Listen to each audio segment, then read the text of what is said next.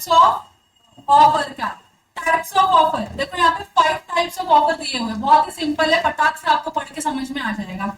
सबसे पहला क्या बोला उन्होंने, जनरल ऑफर। जनरल ऑफर मतलब offer given to public at large, it can be accepted by any person. ये क्लियर है आप लोगों को, उसको हम जनरल ऑफर बोलते हैं।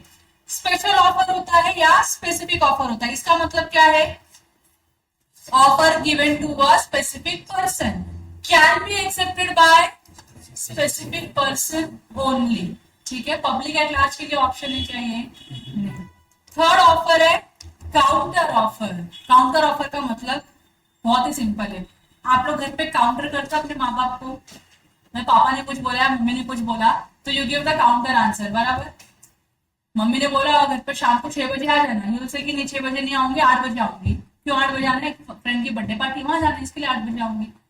तो आप काउंटर करते हो कि नहीं करते हो, आंसर देना। काउंटर ऑफर क्या होता है, फिर मैंने प्रार्थना को ऑफर दिया, प्रार्थना 50,000 में मेरा फोन परचेस करोगे क्या, प्रार्थना मेरे को दूसरा ऑफर देती है, बोलती है मैम क्या आप 40,000 में अपना फोन बेचोगे क्या। समझ में आ रहा है, मैंने 50 बोला, उसने नेगोशिएट करके कितने पे लेकर आई, 40 पे लेकर आई, तो इसको हम क्या बोलते हैं, काउंटर ऑफर। मतलब मैंने एक ऑफर दिया, उस ऑफर के काउंटर में प्रार्थना ने मुझको क्या दिया है, दूसरा ऑफर दिया है, तो उसको हम क्या बोलते हैं, काउंटर ऑफर। शार्क टैंक कितने लोग देखते हो, हाथ ऊपर करो अच्छे से, 3 लोग बस। देखो शार्क टैंक करके एक एपिसोड आता है, ये लोग क्या करते हैं, फंडिंग करते हैं। फंडिंग फंडिंग किसको करते हैं, जो भी स्टार्टअप्स होते हैं ना, उनको फंड प्रोवाइड करते हैं। तो जो स्टार्टअप होते हैं ना, वो क्या करते हैं, अपने कंपनी का कुछ हिस्सा बेचने के लिए आते हैं। कुछ हिस्सा में क्या आता है, 0.5%, 1%, 2%, 1.75% के कंपनी का जो ओनरशिप है ना, वो किसको देते हैं, शार्क टैंक को देते हैं। और उसके बदले में दे डिमांड मनी, कितना मनी डिमांड करते हैं, 5 करोड़, 1 करोड़, 50 लाख, 20 लाख, जो भी उनकी रिक्वायरमेंट होगी उसके हिसाब से लोग क्या करते हैं, पैसे मांगते हैं उनसे, बोलते हैं हम अपनी कंपनी का 1% आपको देने के लिए रेडी है, उसके बदले में आपको उस 1% के लिए हमको 1 करोड़ रुपए देने पड़ेंगे। आप अपनी कंपनी का वैल्यूएशन करते हो और क्या करते हो, ऑफर प्रेजेंट करते हो।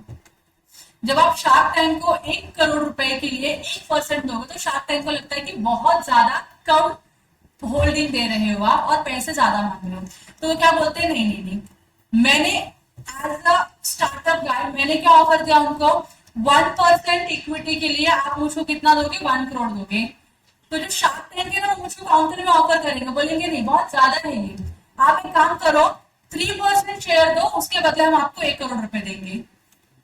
समझ में आ रहा है, उन्होंने क्या किया, मेरी कंपनी का होल्डिंग यहाँ पे मैं उनको 1% का ओनर बना रही थी, वो कितने परसेंट का ओनर बनना चाहते हैं, 3% का ओनर बनना चाहते हैं, 3% का ओनर बनना चाहते हैं। पैसे कितने दे रहे हैं, उतने ही दे रहे, मतलब मैंने एक उनको ऑफर दिया, मेरे ऑफर को कट करके उन्होंने अपना ऑफर ला दिया। समझ में आ रहा है, काउंट, इसको हम क्या बोलते हैं, काउंटर ऑफर।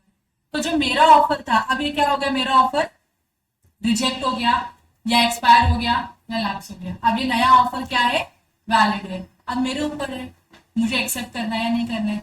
मुझे लगता है कि नहीं, टू मच फॉर 1 करोड़, तो मैंने उनको बोला कि काम करते हैं 2% पे आप मुझे क्या कर दो, 1.5 करोड़ दे दो। बोल सकती हो कि नहीं बोल सकती हूँ, तो अब मैंने इनके ऑफर पे क्या कर दिया, काउंटर ऑफर दे दिया। मैंने इनके ऑफर पे क्या किया, काउंटर ऑफर दे दिया। समझ में आ रहा है ये, so this is known as counter offer. एक ऑफर आप दोगे, जिसको आपने ऑफर दिया, पर्सन आपको दूसरा ऑफर देगा नेगोशिएशन के साथ, उसको हम क्या बोलते हैं, काउंटर ऑफर। उनको लगता है कि ठीक है 2%, 1.5 करोड़ ठीक है, तो वो लोग क्या करेंगे, मेरे ऑफर को एक्सेप्ट करेंगे, मुझको इतना पैसा देंगे और मैं उनको 2% क्या दूंगी, इक्विटी दूंगी। तो यहाँ पे क्या बन जाएगा, एक वैलिड कॉन्ट्रैक्ट बन जाएगा। तो ऊपर के सारे ऑफर क्या हो गए हमारे, रिजेक्ट हो गए, लैप्स हो गए, खत्म हो गए। यहाँ तो क्लियर है। फोर्थ टाइप का ऑफर आता है क्रॉस ऑफर। क्रॉस ऑफर मतलब यहां से एक बंदा ऑफर दे रहा है, सेम ऑफर वहां से यहां पे इस बंदे को आ रहा है। मतलब बताती हूँ आपको, ये है श्रावणी, ठीक है, ये कौन है, श्रावणी है, और ये है सुप्रिया। दोनों बहुत ही अच्छे दोस्त है, श्रावणी और सुप्रिया। तो श्रावणी के मन में आया, श्रावणी के पास है ना आईफोन है, आईफोन 11 है, अभी मार्केट में नया है आईफोन 14 प्रो, अज्यूम कर आईफोन 14 प्रो आया है, तो she wants to buy iPhone 14 pro. कौन? श्रावणी। तो श्रावणी का जो आईफोन 11 है ना वो बेचना चाहती है, बेचना चाहती है, किसको बेचना चाहती है? सुप्रिया को। तो वो सोचते हैं कि इस आईफोन को बेच के मैं जो पैसे आएंगे और जो एडिशनल पैसे लगेंगे वो डाल के मैं अपने लिए नया आईफोन परचेस कर लूंगी, दैट इज आईफोन 14 प्रो। तो श्रावणी एक लेटर लिखती है, किसको? सुप्रिया को। और लेटर में लिखती है कि Supriya, will you bye my iPhone 11 for ₹80,000। Use किया श्रावणी ने फोन। तो अब ये एक लेटर गया श्रावणी से सुप्रिया को, जिसमें श्रावणी ने ये मेंशन किया है कि Supriya, will you bye my iPhone for 80,000। On the other hand, Supriya को श्रावणी के ऑफर का जरा भी अंदाजा नहीं है। सुप्रिया को भी फोन खरीदने की इच्छा होती है, लेकिन सुप्रिया को ना श्रावणी का आईफोन बहुत अच्छा लगता है। तो सुप्रिया है ना वॉलेंटरली क्या करती है, एक लेटर लिखती है, किसको? श्रावणी को। और सुप्रिया भी श्रावणी को क्या बोलती है? तो मैं आपको क्या बता रही थी, सुप्रिया को श्रावणी का आईफोन 11 अच्छा लगता है, सुप्रिया को भी फोन चेंज करा था।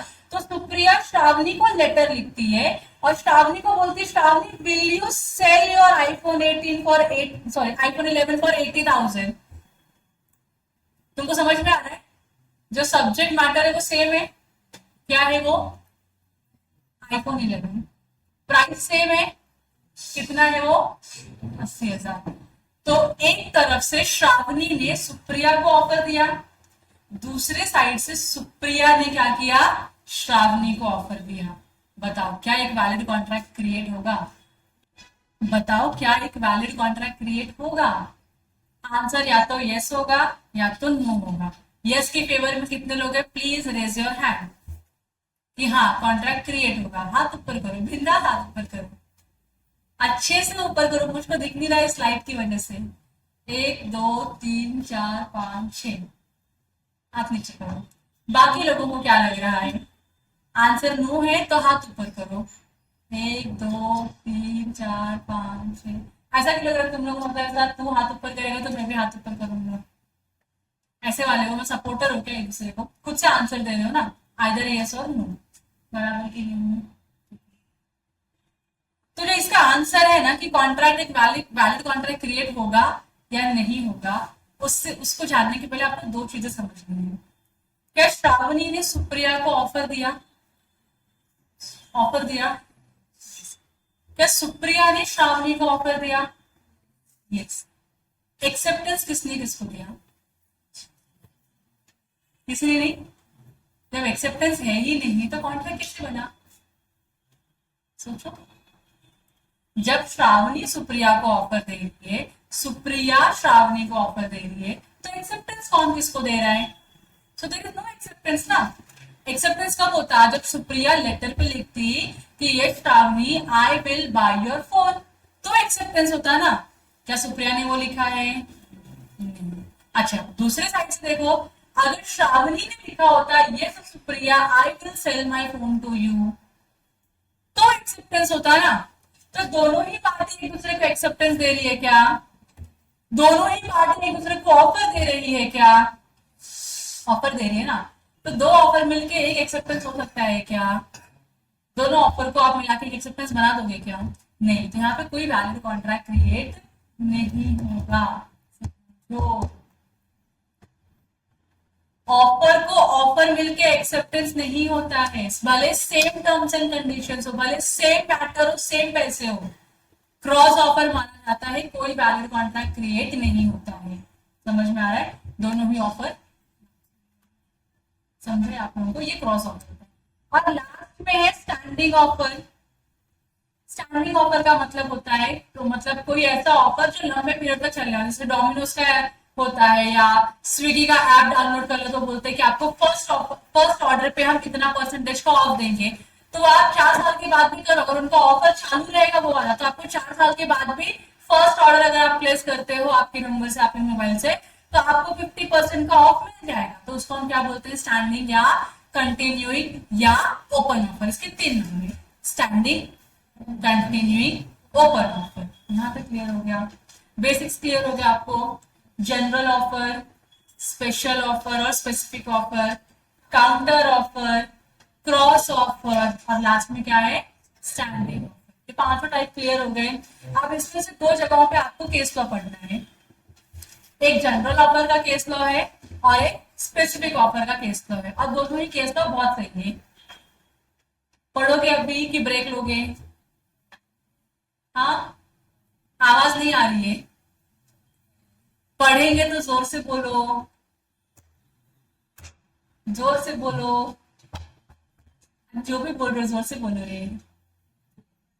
ब्रेक चाहिए? ठीक है, take a break of 5 minutes. Take a break of 5 minutes. 5 minutes के बाद फिर से रिकंटिन्यू। अभी हमको वाली वो जो हमने 5 टाइप के ऑफर पढ़े हैं उसमें से आपको वाली एक केस लॉ पढ़ना है, बाकी जो स्टडी मटेरियल में जो भी नोट्स लिखे हैं आपको वो पढ़ना है, ठीक है। बाकी सिंपल है। जो सेकंड स्पेसिफिक केस लॉ है स्पेसिफिक ऑफर के लिए, वो आपको एक्सेप्टेंस में दिया गया, तो मैं वहीं से पढ़ाऊंगी आपको एक्सेप्टेंस के हिसाब से, ठीक है। तो बहुत ही सिंपल है। सबसे पहला क्या था हमारा, जनरल ऑफर था। जनरल ऑफर था कि नहीं था? Yes, it is an offer made to public at large. Public at large को हमने ये ऑफर दिया है, इसलिए anyone can accept and do the desire act. Public at large को कोई भी ऑफर दिया तो कोई भी पर्सन उसको एक्सेप्ट कर सकता है और जो भी उसने करने के लिए बोला है वो कर सकता है परफॉर्म, बराबर कि नहीं। तो अब यहाँ पे केस दिया है कार्लिल वर्सेस कार्बोलिक स्मूथबॉल कंपनी का। केस क्या है वो नीचे दिया है, उसको पढ़ने के पहले ये पढ़ लेते हैं। सेक्शन 8 क्या बोलता है इंडियन कॉन्ट्रैक्ट एक्ट का? Anyone performing the conditions of the offer. आपके ऑफर में कोई भी कंडीशन लिखा है, अगर कोई भी पर्सन उस कंडीशंस को परफॉर्म करता है तो it can be considered to have accepted the offer. तो जिसने भी उस ऑफर के कंडीशन को पढ़ के परफॉर्म किया, ये मान लिया जाएगा कि जिस पर्सन ने इसको एक्सेप्ट किया है उस पर्सन ने आपके ऑफर को एक्सेप्ट कर दिया। जिसने उस कंडीशन को परफॉर्म कर दिया जो आपके ऑफर में कंडीशन थी कि ये करो ये करो ये करो, किसी पर्सन ने वो सारे कंडीशंस को फुलफिल कर दिया, दैट मींस वो पर्सन ने क्या किया, आपके ऑफर को एक्सेप्ट कर लिया, बराबर कि नहीं। Until the general offer is retracted or withdrawn, it can be accepted by anyone at any time as it is a continuing offer. General offer है, जब तक आप उसको स्पेसिफिकली विड्रॉ नहीं करते हो तब तक उसको कोई भी पर्सन कभी भी एक्सेप्ट कर सकता है, ठीक है। तो अब इसमें जो केस है, ये केस इंपॉर्टेंट केस है कार्लिल वर्सेस कार्बोलिक का। इसमें हुआ क्या है, एक लेडी है जिसका नाम है कार्लिल। लेडी कौन है? कार्लिल है। और एक कंपनी है जिसका नाम क्या है, कार्बोलिक स्मोक बॉल कंपनी। मतलब वो बनाते क्या है, स्मोक बॉल्स बनाते हैं। थोड़े स्मोक बॉल जिसको आप इंडियन लैंग्वेज में सिगरेट कंसिडर कर सकते हो, तो वो बनाने वाली कंपनी है। अब ये कंपनी ने क्या किया है, न्यूज़पेपर में एक ऑफर दिया है। न्यूज़पेपर में क्या दिया, एक ऑफर दिया है और उन्होंने लिखा है ऑफर में कि हमारी कंपनी है XYZ स्मोक बॉल बनाती है और हमारी कंपनी की स्मोक बॉल अगर कोई भी पर्सन इस डायरेक्शन में जो गाइडेंस दिया है, जो डायरेक्शन दिया है, उस डायरेक्शन में अगर कंज्यूम करता है तो उसको इन्फ्लुएंजा करके एक बीमारी है वो नहीं होगी। समझ में आ रहा है? तो वो लोगों ने ऑफर दिया, ऑफर में लिखा हमारी कंपनी स्मोक बॉल प्रोड्यूस करती है और ये उसको यूज करने की डायरेक्शन से, जैसे हर मेडिसिन पे या हर एक चीज पे लिखा होता है ना कैसे यूज करना होता है, एज प्रिस्क्राइब्ड बाय फिजिशियन, होता है कि नहीं होता है। तो यहाँ पे भी क्या लिखा है, आपके ऑफर में मेंशन किया है कि आपको इस तरीके से क्या करना है, इस स्मोक बॉल को कंज्यूम करना है।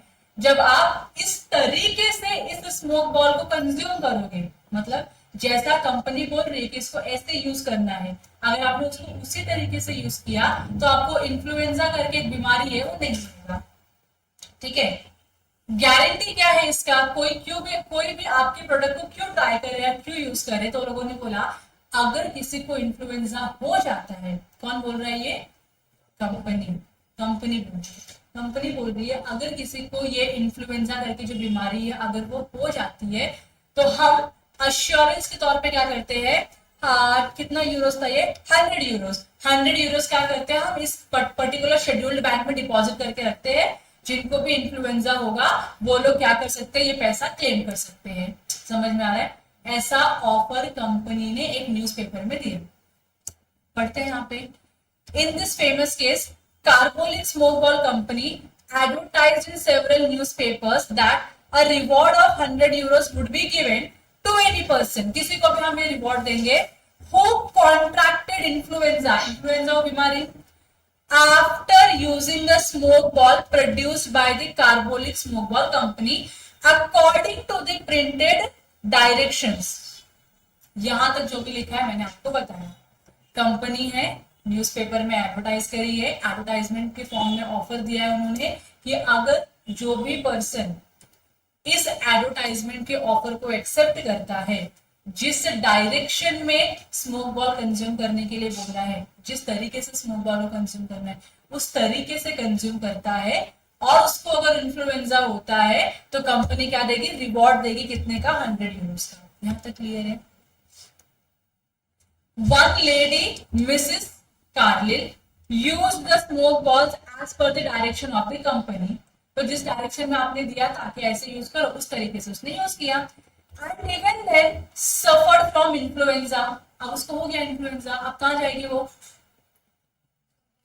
कंपनी के पास। कंपनी ने क्या बोला, नहीं होगा आपको इन्फ्लुएंजा, और हो गया इन्फ्लुएंजा तो कंपनी क्या करेगी, 100 यूरोस का रिवॉर्ड देगी आपको।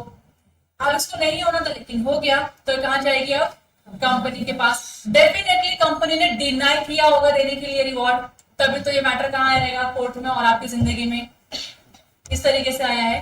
तो कंपनी ने डिनाई किया कि आपने शायद से उस डायरेक्शन में यूज नहीं किया होगा, या हमने कोई वैलिड ऑफर दिया नहीं, या जो भी कंपनी ने अपने आप को बचाने के तरीके ढूंढ सकती थी सब ट्राई किया होगा कि हम नहीं देंगे आपको रिवॉर्ड। तो कार्लिल कहाँ गई, फिर कोर्ट में गई, और फिर कोर्ट ने इसके फेवर में जजमेंट दिया कि वो ये पैसा क्या है, रिकवर कर सकती है, क्योंकि जिस मूवमेंट पे, जिस तरीके से आपने ऑफर एक्सेप्ट करने के लिए बोला था, कोई भी पर्सन उसको एक्सेप्ट कर सकता है, गिवन एक्ट परफॉर्म कर सकता है। परफॉर्म करने के बाद अगर उसको बीमारी होती है तो she has the right to receive that amount. तो उसके पास पूरा राइट है, वो ये क्या करेगी, इस ऑफर को एक्सेप्ट किया बाय कंडक्ट, उसने वो एक्टिविटी कर दी ना, कंडक्ट एक्टिविटी क्या ना, स्मोक बॉल कंज्यूम करने का। तो उसने क्या किया, आपके ऑफर को एक्सेप्ट किया, आपको इंटीमेशन देने की जरूरत नहीं थी। तो कंपनी का एक ये भी पॉइंट था कि हमको कैसे पता चलेगा कि इन्होंने ये ऑफर को एक्सेप्ट किया है या नहीं।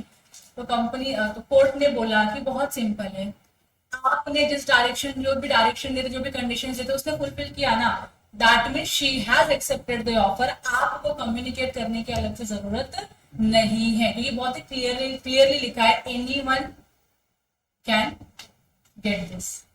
समझ में आ रहा है आपको? इसके लिए इस केस में कार्लिल जो है जीत जाती है और 100 यूरोस किससे, कंपनी से रिकवर कर सकती है। तो ये था जनरल ऑफर का केस लॉ। यही क्लासिक केस लॉ है Carlill versus carbolic smoke ball company, जो आपको याद रखना है। एक औरत है, किसी कंपनी के न्यूज़पेपर में एडवर्टाइज होता है कि जो भी हमारे कंपनी के स्मोक बॉल परचेस करेगा उसको इन्फ्लुएंजा नहीं होगा, और अगर इसको इन्फ्लुएंजा हो गया तो कंपनी क्या करेगी, 100 यूरोस का रिवॉर्ड देगी। लेकिन कंडीशन क्या था, जिस डायरेक्शन में उन्होंने बोला है स्मोक बॉल को कंज्यूम करने के लिए, जो भी गाइडलाइंस दी है, जो भी डायरेक्ट किया जिस तरीके से कंज्यूम करने का, आपको उस तरीके से कंज्यूम करना है। उस तरीके से कंज्यूम करने के बाद भी अगर किसी को इन्फ्लुएंजा होता है तो any person can go to the company and ask for the reward. आपको कंपनी को फोन करके बताने की जरूरत नहीं है कि मैंने आपके ऑफर को एक्सेप्ट किया, आपने उस कंडीशन को परफॉर्म किया, is equal to the acceptance of the offer, is equal to the communication of acceptance to the offer. समझ में आ रहा है? इसके लिए यहाँ पे कंपनी लाइबल होती है उस पर्सन को रिवॉर्ड देने के लिए जिसको स्मोक बॉल कंज्यूम करने के बाद इन्फ्लुएंजा हुआ है। ये ठीक है? तो ये केस लॉ आपको क्या करना है, याद रखना है। फिर उसके बाद स्पेसिफिक ऑफर या special offer. When the offer is made to specific or a certain person, जिसको ऑफर दिया है उसको आपने बता दिया, स्पेसिफिक पर्सन है। जैसे प्रार्थना के लिए ऑफर है तो इट इज फॉर प्रार्थना, प्रार्थना के नाम पे आया है। It is known as a specific offer. Specific offer can be accepted only by that specified person to whom the offer has been made. तो जिसको ऑफर दिया है खाली वही उस ऑफर को एक्सेप्ट कर सकता है। तो अगर विनायक के नाम पे कोई ऑफर निकला कि ठीक है विनायक ने अगर हमारे लिए काम किया तो विनायक को हम क्या देंगे, 500 रुपीज का रिवॉर्ड देंगे। तो ये सिर्फ विनायक के लिए, विनायक के अलावा ये कोई और एक्सेप्ट नहीं कर सकता। अगर विनायक ने वो काम किया तो उसको रिवॉर्ड मिलेगा, विनायक ने वो काम नहीं किया तो उसको रिवॉर्ड नहीं मिलेगा। विनायक अपने बिहार में प्रेम को नहीं भेज सकता कि जब तू ये काम कर ले, नहीं, वो ऑफर किसके लिए था, सिर्फ और सिर्फ विनायक के लिए। Can be accepted bye Vinayak, clear है, ये specific offer. So A offers to sell his car to B at a certain cost. This is a specific offer, क्योंकि उसने किसको ऑफर दिया है, B को दिया है। पब्लिक एट लार्ज को ऑफर दिया है क्या, नहीं, तो B ही क्या कर सकता है, उस ऑफर को एक्सेप्ट कर सकता है, B के अलावा उस ऑफर को और कोई एक्सेप्ट नहीं कर सकता। क्रॉस ऑफर क्या है, when two parties exchange identical offers, जब दो पार्टीज आइडेंटिकल ऑफर क्या करते हैं, एक्सचेंज करते हैं, in ignorance at the time of each others offer, दोनों को ही एक दूसरे का ऑफर पता नहीं होता। सुप्रिया को श्रावणी का ऑफर नहीं पता था, श्रावणी को सुप्रिया का ऑफर नहीं पता था। So they are called as cross offer. There is no binding contract in such a case because offer made by a person can not be constitute as acceptance of another's offer. दोनों ने offer दिया ना, same offer दिया ना, identical offer था कि नहीं था, तो क्या मान सकते हो आप लोग, नहीं तो एक का ऑफर रखते, एक का एक्सेप्टेंस मान लेते उसको, नहीं, आप उसको एक्सेप्टेंस नहीं मान सकते हो। तो यहाँ पे एग्जांपल नंबर 40 लिखा है, फटाफट रीड करो, डाउट रहेगा तो पूछो क्विकली। पढ़ लिया, समझ लिया, अनुप समझ गया, कोई डाउट है, डाउट है नहीं, ठीक। नेक्स्ट टाइप का ऑफर क्या है, काउंटर ऑफर। काउंटर ऑफर में क्या होता है बताओ, एक ऑफर के ऊपर दूसरा ऑफर आता है, कंडीशनल ऑफर। मैंने एक कोई ऑफर दिया, आपने उसको मॉडिफाई किया, फिर से मेरे को ऑफर दिया, तो ये क्या हो गया, conditional offer. So when the offeree, बताओ ऑफरी कौन होता है, जिसको ऑफर दिया। When the offeree offers to qualified acceptance of the offer, अपना ऑफर ही क्या दे रहा है, qualified acceptance. What is qualified acceptance, is conditional acceptance. Offer ही अगर आपको कंडीशनल एक्सेप्टेंस दे रहा है आपके ऑफर को, subject to modifications and variations in the terms of the original offer, he is said to have made a counter offer. तो यहाँ पे आप शार्क टैंक को याद रखो, किसको याद रखोगे, शार्क टैंक को। तो ऑफरर ओरिजिनल ऑफर देता है, ऑफर ही क्या करता है, उसको मॉडिफाई करता है, कंडीशनल एक्सेप्टेंस देता है। जब वो कंडीशनल एक्सेप्टेंस देता है तो क्या बन जाता है, काउंटर ऑफर बन जाता है। क्लियर है, क्लियर है सबको। काउंटर ऑफर होता क्या है, rejection of the original offer. Counter offer amounts to rejection of original offer. It is also called as conditional acceptance. इसको आप कंडीशनल एक्सेप्टेंस भी बोल सकते हो। तो मैंने बोला था 1 लाख में गाड़ी परचेज करो, सामने वाले ने बोला नहीं 80,000 में बेचोगे तो खरीद लेंगे, तो मैंने हाँ बोल दिया 80,000 को, तो मैंने ऑफर दिया, उसने कंडीशनल एक्सेप्टेंस दिया या काउंटर ऑफर दिया। अब जब काउंटर ऑफर आया तो मेरे पास राइट है उसको एक्सेप्ट करने का, रिजेक्ट करने का, तो मैं 80,000 पे अग्री हो गई, that means I have accepted the counter offer. Clear हो गया आप लोगों को। ये एग्जाम्पल क्विकली पढ़ लो, क्विकली। लास्ट क्या है, स्टैंडिंग ऑफर, कंटिन्यूइंग ऑफर और open offer. An offer which is allowed to remain open, ऐसा ऑफर जो अलाउड है ओपन रहने के लिए for acceptance over a period of time, मतलब बहुत लंबे समय तक वो ओपन है, आप कभी भी उसको एक्सेप्ट कर सकते हो, is known as standing, continuing और ओपन ऑफर। तो यहाँ पे मैंने आपको एग्जांपल, स्विगी वगैरह डाउनलोड कर लो, स्विगी या डोमिनोज डाउनलोड कर लो, उनका होता है कि फर्स्ट ऑर्डर पे आपको इतना डिस्काउंट मिलेगा, ठीक है, तो आप उसको कंसिडर कर सकते हो। Tenders are invited for supply of goods is a kind of standing offer. Generally जो गवर्नमेंट कॉन्ट्रैक्ट में जो टेंडर लोग निकालते हैं ना, बहुत लंबे लंबे समय तक चलते रहते हैं, आपके पास बहुत टाइम होता है एक्सेप्ट करने का, तो जब तक आप वो रिवोक नहीं करते तब तक वो चालू है, तब तक वो क्या है, आपका स्टैंडिंग ऑफर माना जाएगा। ठीक है, क्लियर है, कोई डाउट, खत्म। टाइप्स ऑफ ऑफर खत्म हो गया, ऑफर का एसेंशियल एलिमेंट खत्म हो गया, ऑफर का डेफिनेशन खत्म हो गया। अब खाली एक ही पार्ट बचा है इस पूरे ऑफर में से, and that is known as communication of offer. तो आप सब लोग जरा अपने पेज नंबर 1 पे आ जाओ, क्विकली, ऐसा फटाक से ऊपर आ जाओ, क्विकली आ जाओ, आगे पेज नंबर 1 यूनिट ओवरव्यू में आगे आप सब लोग। हाँ, इसमें से हमने एलिमेंट्स ऑफ कॉन्ट्रैक्ट पढ़ लिया, एग्रीमेंट और एनफोर्सिबिलिटी पढ़ लिया, essential elements of valid contract पढ़ लिया, टाइप्स ऑफ कॉन्ट्रैक्ट पढ़ लिया, ऑफर पढ़ लिया। अच्छा, ऑफर में ये पढ़ा legal rules of valid offer, जो आज कंप्लीट किया हम लोगों ने, 10 पॉइंट थे। ठीक है, काइंड्स ऑफ ऑफर पढ़ लिया आप लोगों ने, कितने काइंड्स हैं? 5। कौन से फटाफट बोलो। इसेंशियल ऑफ प्रपोजल पढ़ लिया, कुछ नहीं, जो आपका प्रपोजल है उसके डेफिनेशन को एनालाइज किया है, खाली ये पार्ट बचा हुआ है, that is communication of offer. ये होने के बाद एक्सेप्टेंस, उसका रूल्स और उसका कम्युनिकेशन ऑफ एक्सेप्टेंस पढ़ लेंगे तो हमारा यूनिट नंबर 1 क्या हो जाएगा, खत्म हो जाएगा। यहाँ तक क्लियर है आप लोगों को? अब मेरे साथ आप लोग क्विकली रिवाइज कर लो जो भी आज हम लोगों ने पढ़ा है सुबह से लेके अब तक। चलो, हमने यहाँ से शुरू किया था, डेफिनेशन से शुरू किया था। डेफिनेशन सेक्शन 2 क्लॉज ए में क्या डिफाइन किया है? Offer. What is offer? signifies to another his willingness to do or absence from doing anything with a view to obtaining the assent of that such other to such act or abstinence he is said to make a proposal। खत्म, offer का definition clear हो गया आप लोगों को। फिर हमने क्या पढ़ा था? Rules of a valid offer या essential elements of a valid offer. सबसे पहला पॉइंट क्या था? It must be capable of creating legal relationship. दूसरा, certain, definite and not vague. तीसरा, communicated to the offering. Case क्या था? लाल शुक्ला से। Next,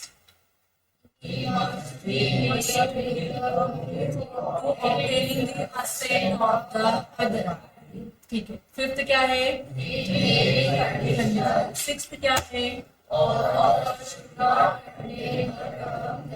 non compliance of which would amount to acceptance. ऐसा कोई कंडीशंस नहीं होना चाहिए।